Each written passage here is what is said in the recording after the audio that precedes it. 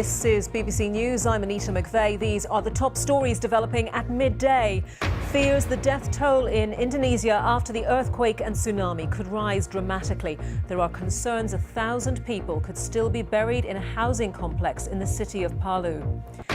Political leaders from Northern Ireland meet the EU's Brexit negotiator in Brussels to discuss possible solutions to the Irish border question. Meanwhile, Unilever, which owns dozens of household brands, scraps plans to move its headquarters from London to the Netherlands. A criminal investigation is launched into how a backlog of medical waste, including body parts, was able to pile up at 6 disposal sites. A sharp rise in the number of crimes recorded on Britain's railways. 300 people are arrested at protests against President Trump's nominee, Brett Kavanaugh, outside the US Supreme Court. And this year's Nobel Peace Prize has been awarded to 2 campaigners for their work in highlighting the use of rape as a weapon of war.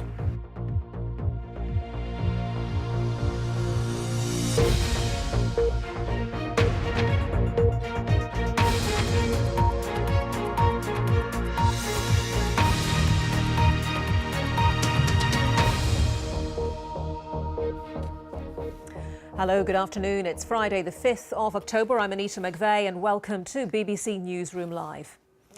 There are fresh fears that entire villages remain buried in rubble following the devastating Indonesian earthquake and tsunami. It's emerged today that in the city of Palu, more than 1,000 people could have died after the collapse of a housing complex in the city. Power has now been restored to the area, but the recovery operation remains difficult. It's a week since the earthquake, in which more than 1,500 people are confirmed to have died.